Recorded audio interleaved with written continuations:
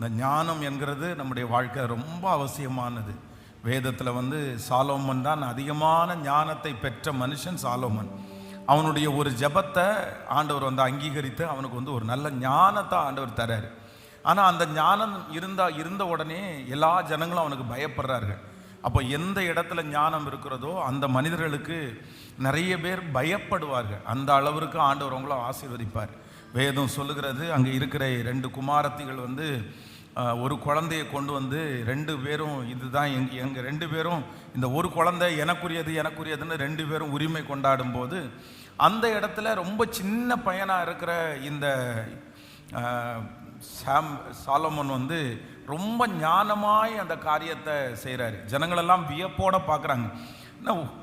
ஒரு குழந்தைக்காக 2 தாயார் சண்டை போட்டுட்டு இருக்கிறாங்க. எப்படி இதை இவர் டீல் பண்ண போகிறாரு? என்னன்னா அதை கண்டுபிடிக்க முடியாது. இன்றைக்குள்ள காலங்களெல்லாம் சீக்கிரமாக கண்டுபிடிச்சிருவாங்க. ஏன்னா இன்றைக்கி ரொம்ப ஞானம் இருக்குது. இன்றைக்கி டெஸ்ட் எடுத்து பார்த்துட்டாங்கன்னா யாருடைய குழந்தைன்னு கண்டுபிடிச்சிட முடியும்.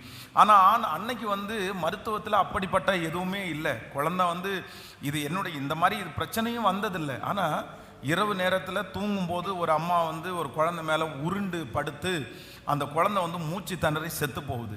அப்போ உடனே அந்த அம்மா என்ன பண்ணுறாங்கன்னா அந்த குழந்தைய தூக்கி நல்லா பாதுகாத்துட்டு இருக்கிற அந்த அம்மாவனுடைய பக்கத்தில் படுக்க வச்சுட்டு அந்த குழந்தைய தனக்கு எடுத்து காலையில் இதான் என்னதான் இருந்தாலும் பெற்ற தாய்க்கு அந்த குழந்தை தெரியும்ல. இப்போது அந்த சண்டை நடக்குது. ஒரு குழந்தைக்காக 2 அம்மாங்க, இது எங்கள் குழந்தை தான் அப்படின்னு. அப்போ அத்தனை பேரும் வியப்போட பார்க்குறாங்க. இவர் சின்ன பையனாக இருக்கிறாரு, இவங்க அப்பா ஒரு பெரிய ஞானி, இவங்க அப்பா பெரிய ஊழியத்தை செஞ்சவர், பெரிய ராஜா. ஆனால் இவன் என்ன பண்ண போகிறான்? அது அவருடைய ஃபஸ்ட் அட்டம்ப்ட். அது அப்படின்னா முதல் அவருக்கு வருகிற பெரிய சவால்.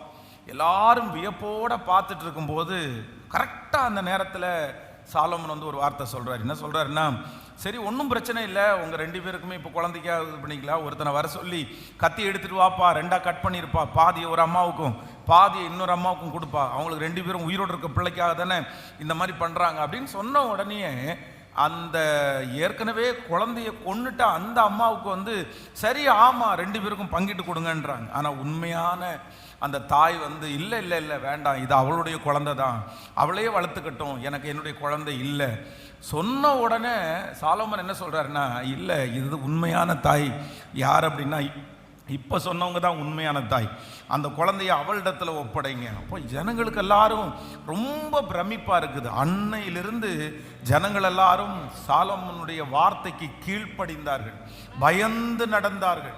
ஆண்டவர் அவனோடு கூட இருக்கிறார் என்கிறதை கண்டு கொண்டார்கள்.